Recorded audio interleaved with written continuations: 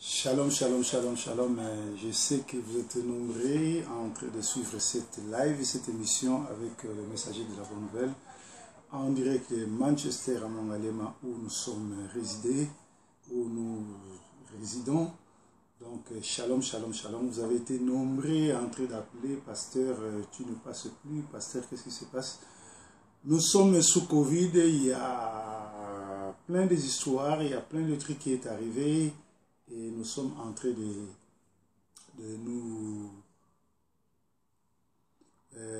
comment dirais-je, nous sommes en train de nous préparer pour enseigner et pour remplir notre ministère. Donc vous qui venez de nous joindre, essayez de partager cette émission afin que les autres aussi puissent nous suivre.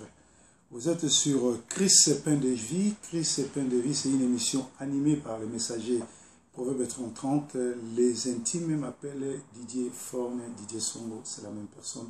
Shalom, c'est vous. Hier, normalement, je passe chaque samedi, mais hier, j'étais empêché. Je n'ai pas pu tourner, voilà pourquoi je me rattrape aujourd'hui. Donc, lelo na dimanche à lelo, thème nabiso ezali, combat, un bon combat de la foi. Bien aimé, tokomi na tango asuka, basango, oyo ezoleka na ba télévision, basango o ezoleka na mboka na biso, basango o ezoleka soko tali télévision, otali radio, bazo parler bino sur Covid-19, Covid-19, et soko botali bien, et soko nekoko kisamana Apocalypse 13, c'est-à-dire les signes de la bête, les signes de l'impie. La bête arrive, et la déclaration, le président Macron, le président de France, il y a quelques mois passés, alors préparez-vous car la bête arrive. Alors quand les hommes politiques, les animateurs de l'impie, les animateurs de la bête commencent à avouer haut que la bête arrive, nous qui sommes les messagers de la bonne nouvelle, nous devons vous avertir afin que vous ne soyez pas distraits. Alors merci Nabino surtout Bokoti. Bon partager et bon like vidéo et vous allez bien. Alors les autres que nous lobé là sur combat, un bon combat de la foi.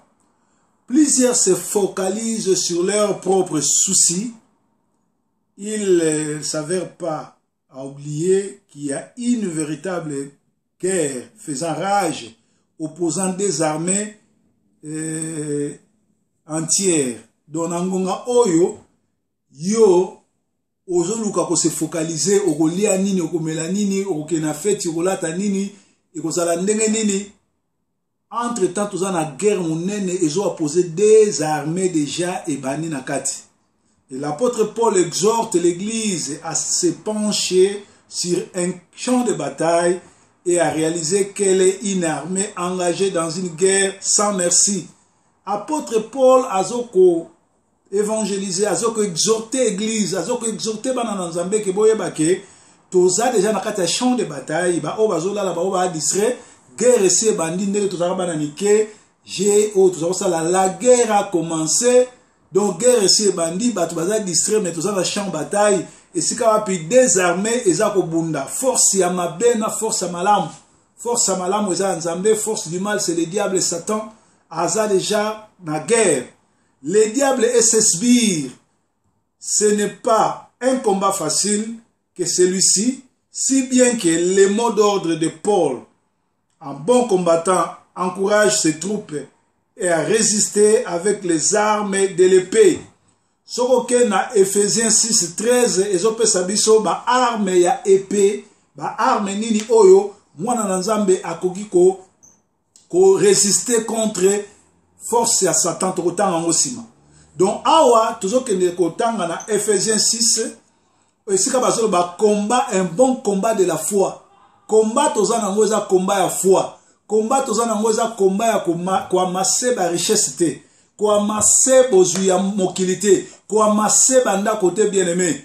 Bandako est important kozana ngo. Je n'interdis à personne d'avoir de l'argent pour acheter une maison, pour acheter des parcelles, pour construire, pour rouler carrosse. Je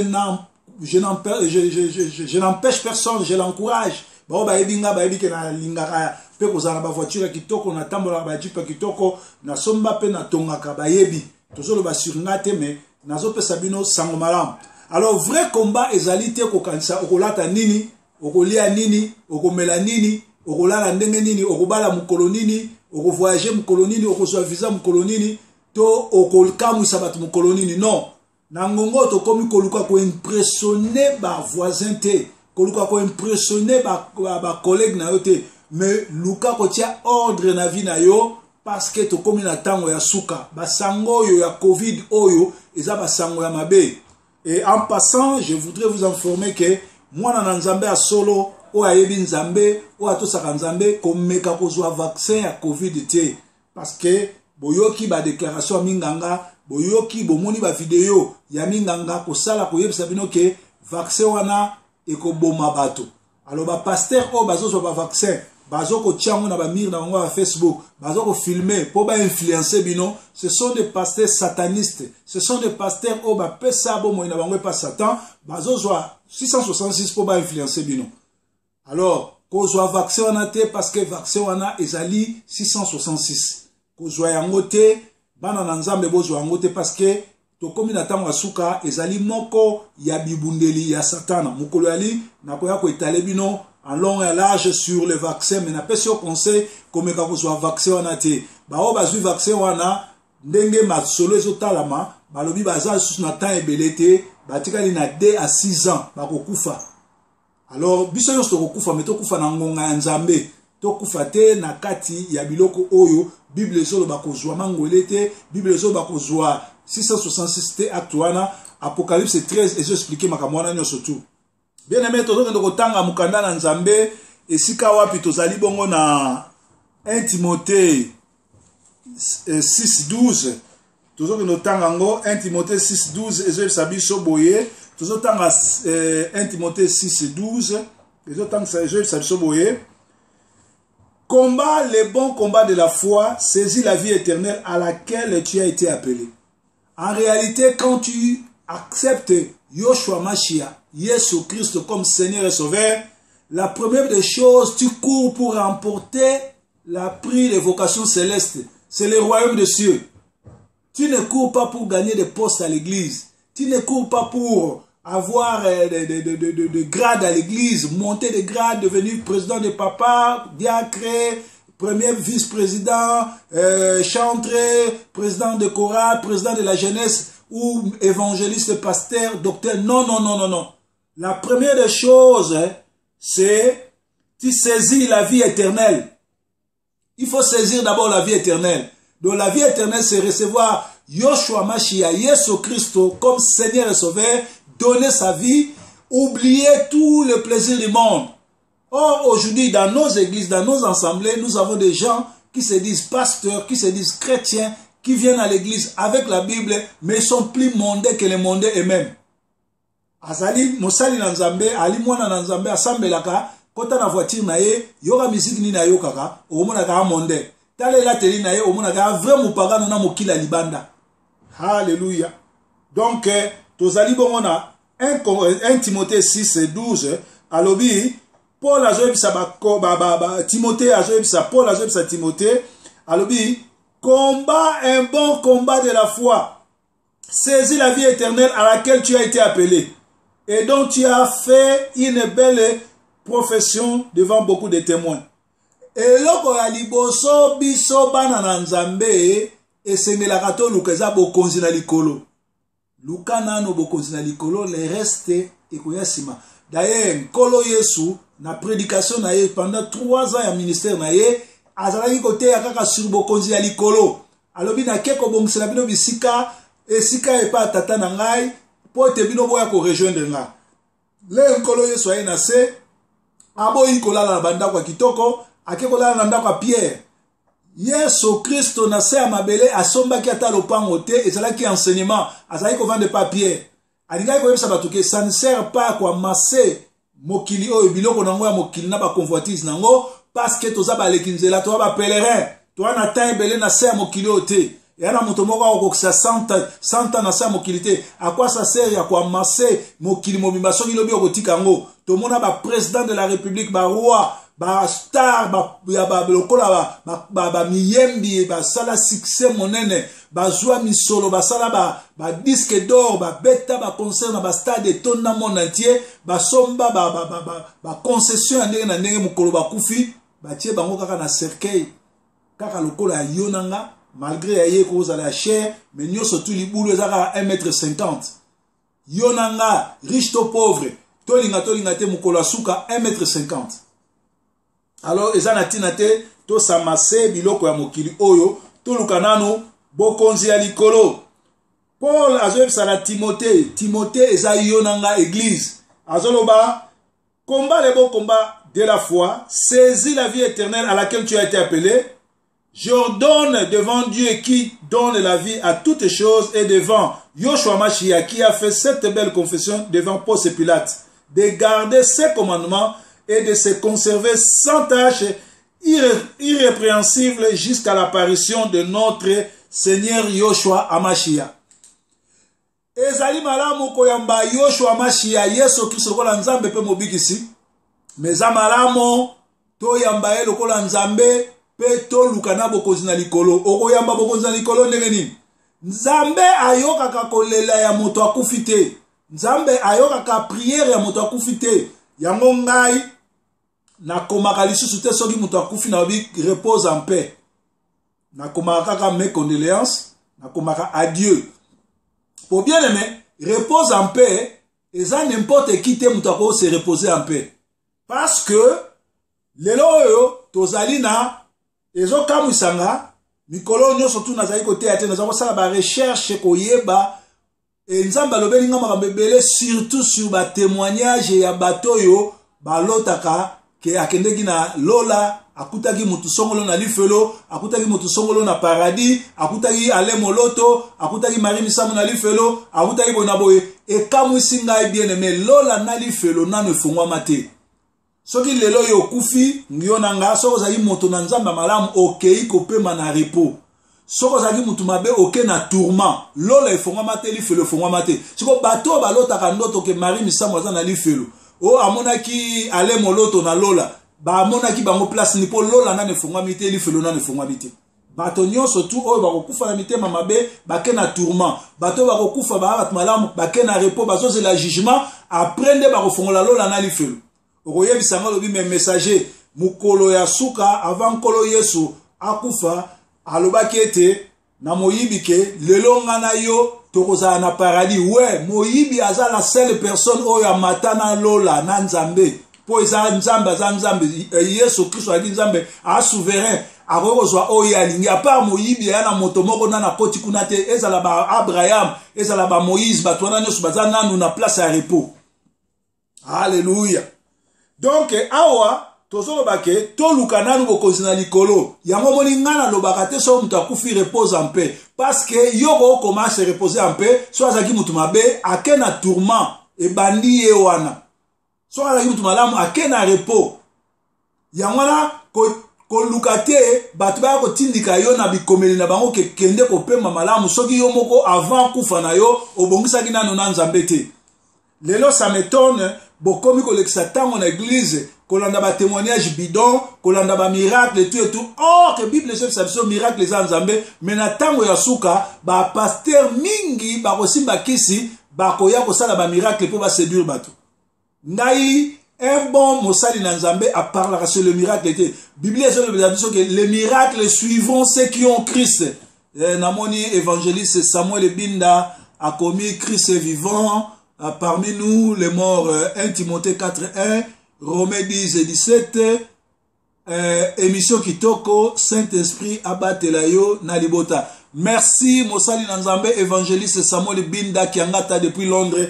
Nzambe nanga mona yo, nzambe nanga sala na yo, mbote na famille bota na yo mobimba. Namoni pe bandeko bingi bokoti koti, en tout cas bo partager pour être bandeko musuba olanda biso en live, pe ba musuba olanda biso sima. Ba zwa li pamboli alléluia dimanche oyo proverbe 30:30 azali bongo live en direct ke ya Manchester na England na mongalema na résidence nangai nzambe azwa lokumu. Donc tolobi ete toluka nanu bokonzi ya likolo to combattre le bon combat de la foi. Alors, awa na salaki moi ba note nanga, tolobi plusieurs se focalisent sur leurs propres soucis, ils ne savent pas et oublient qu'il y a une véritable guerre faisant rage et opposant des armées entières. Nangonga oyo za na souci ya kosomba ndako, nangonga oyo za na souci ya kosomba bilamba, nangonga oyo za na souci ya kokamusa mokili, ya kokamusa communauté.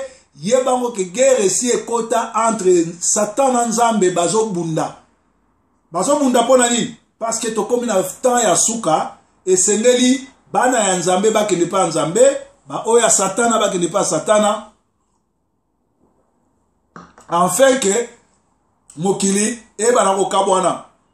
Alors na komi lisusu balobi awa, Paul a exhorté l'église à se pencher que na kati ya champ de bataille réalité ali armée engagée et dans la guerre sans merci contre les forces du mal, le diable et ses sbires.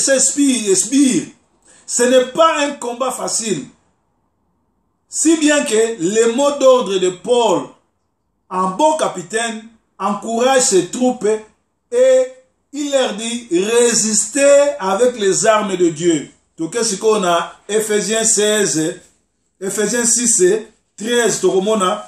Qu'est-ce que Ephésiens 6, 13, Zoloba? Torotanga Ephésiens 6, Bandana 10, 10 à 20.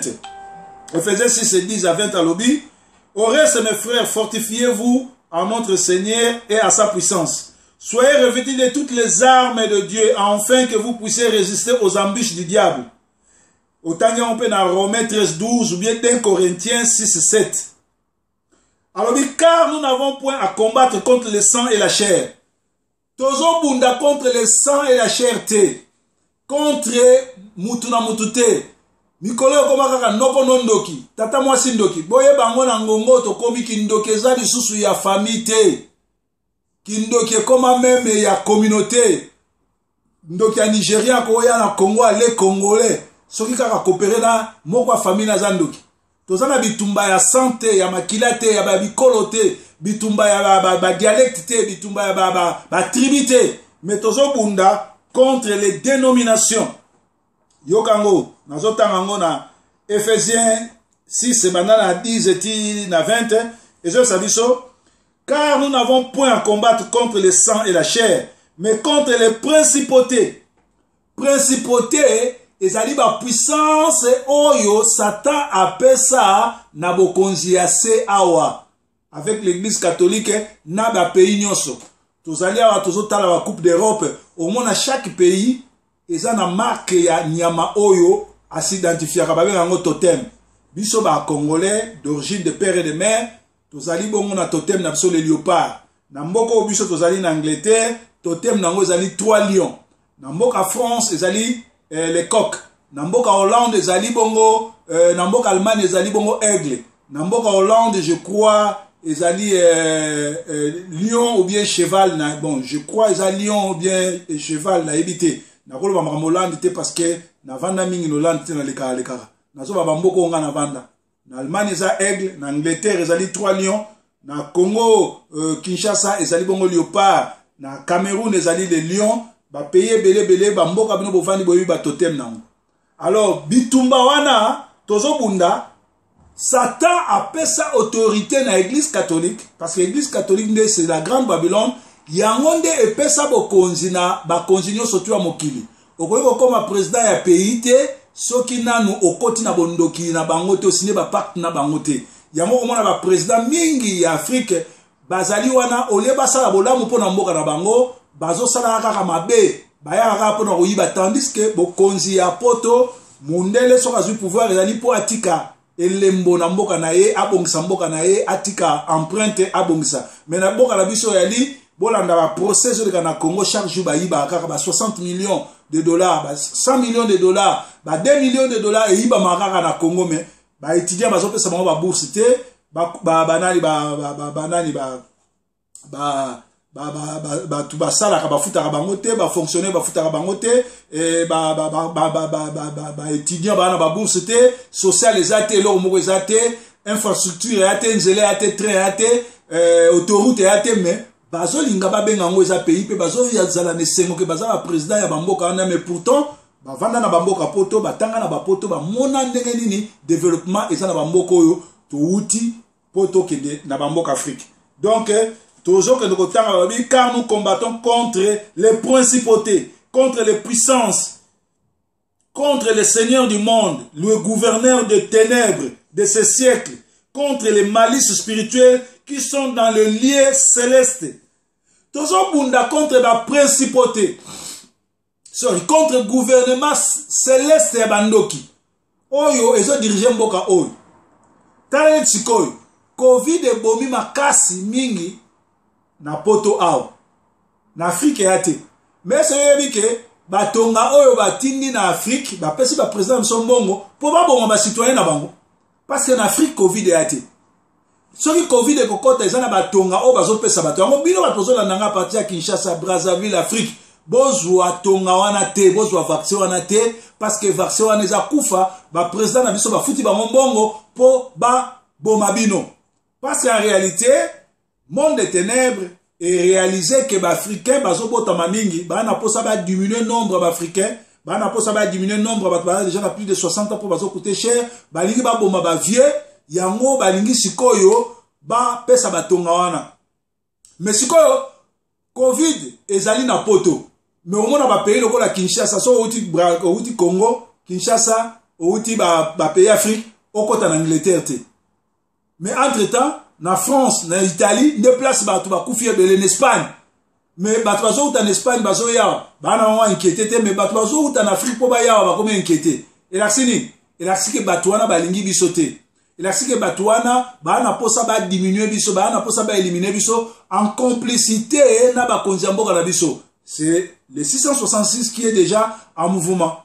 Yango moneza combat o biso futo sa nango, combat ya mwana na Nzambe.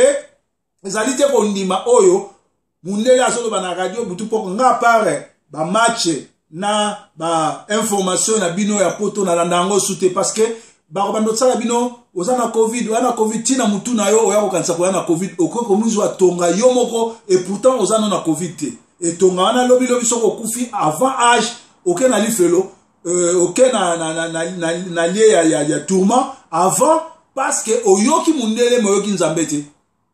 Alléluia. Le nom qui sauve, c'est le nom de Yoshua Amashia.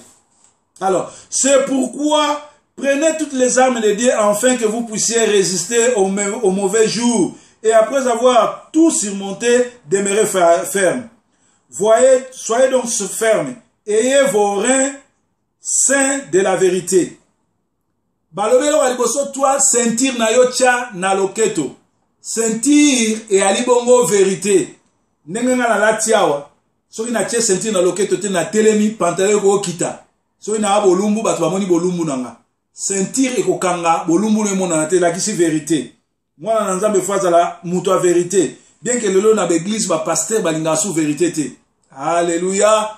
Namoni ndeko nanga Guy Cooper alobi image nde makambo okotika nini na mokili image nini yo kotika batu bakoloba nini na masolo na yo soki yo kufi héritage na yo nini okotika nini comme image oleka na mokili osala nini oteya nini ose comporta ndenge nini osunga banani image nde makambo image na yo okotika nde makambo batu bakoyeba yo ozalaki na se ya mokili par rapport ya image yo tiki image ni yo tiki Guy Cooper namoni papi Kimvungu Israël a commis pe shalom shalom place bozolanda biso. Alors tozomi na liobala biso na Nzambe. Alors c'est pourquoi prenez toutes les armes de Dieu afin que vous puissiez résister au mauvais jour. Soit sentir la vérité, revêtir la courage et la justice, ayant les pieds chaussés de préparation de l'évangile de paix, ba sandal. Moi na Nzambe faza la muto azo tele asango malamu. Atana ngongo eza mabe. Ba pekisi ba tout dit 5 20 ba sangana évangile lelo ezotema même na téléphone na yo même na chambre na yo nde nazo te ya boye monde te bazolandanga namoni ba tunso azo komelanga za na Angola namoni mutu so aza na Kinshasa na mutu so na Paris mutu so azo komelanga na Londres mutu so aza na Canada awa donc monde entier bazolandanga na Manchester pe bazolandanga donc mutu azaka obligé à la sur place te lelo à partir à téléphone na yo okoza la connecter na monde entier zo ba makamini zo leka na mokili. Voilà, okozo a raison to lo bonzambe nga côté na laki église ya laki te na téléphone na yo ko na makambo o ndenge zo leka. Alobi prenant sur tous les boucliers de la foi. Foi na yo. Foi eza bouclier, eza lokola bouclier ezali eloko oyo ba soda balata ka ba policier so ba yeko kabola bino bouclier wana o balanta ezali bende oyo soko bambie nzete atiango boye eza bouclier. Bouclier ezo empêcher ba flèche nyonso tu, ba mabanga nyonso tu, biloko nyonso tu mabe ezo kota. Foi na yo faut ça protéger. Soko za mwana na Nzambe okoko ndimaka bindima ndimate. Okoyoko yoka n'importe quel pasteur te. Nandenge naza awa na yoka ka n'importe quel prédicateur te. Na yoka ka banzembo ya n'importe quel chantre te. Botala lelo ba chantre na bino. Et c'est l'or mbongo ko expliquer biso pona ni akoma pembe. L'or mbongo. Bois noir wazaki na ngo wana bois rechercher zaki mabe. Le fait que bomoni est ateli et cela la sabino ka bunga nzela a corriger Nzambe. Balobi boko yeba mosali na Nzambe alokutana mabe na bizaleli na ye na bambuma na bango. Mwana kutino bino nyonso bolandi abi le diable c'est un voleur, le diable c'est un méchant, un tueur. Vous avez en face de vous sa servante. Donc yemoko a se présenter servante à diable. Na munoko na ye bozala ngona ba vidéo botindeli tineli ngango pebele. Bolobi na sali lango mission na ko sali lango émission te puisque yemoko déjà lobeli bino ke azali servante à diable. Et ça n'étonne pas parce que tata na eti lelo asale la Nzambe a solote azali mutasala ba aventure na Congo boyebi. Donc Nzambe akomi ko bimisa bango poisa moko na moko po ete boyeba ke tokomi na tango asuka. Bien aimé. Alors alobi ete prenez le bouclier de la foi par laquelle vous puissiez éteindre toutes les dards enflammés du malin.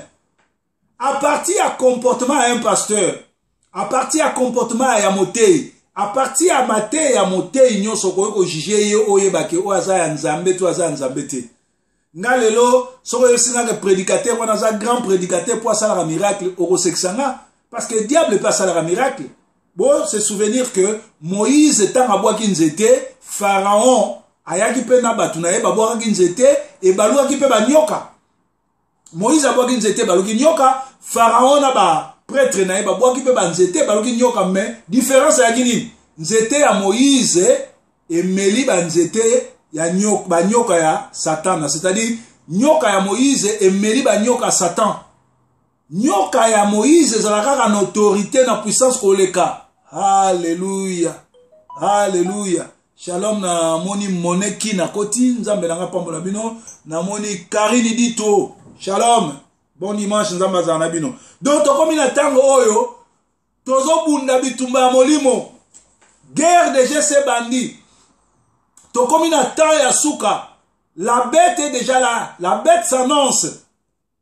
Alors ça la attention na comportement na bino par rapport ya pandémique oyo, par rapport ya Covid oyo.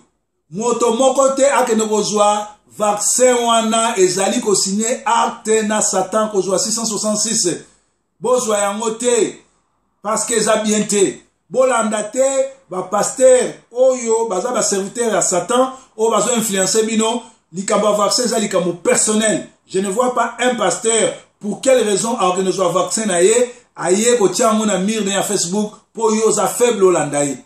Je ne vois pas. Et ça le rôle la bateau à la rasomi voiture na aye ko tiango na Facebook. Et ça buzoba eza bo mwana po eza voiture na yo. Eza ndako na yo zo tonga ndako na yo o tiango na Facebook pour batba sani. C'est ta maison. Yo mtokola la kuna na famille no mukolo moko te o mona ba mina yo à Facebook a yo sa yo la na ndako na yo. C'est l'enfantillage.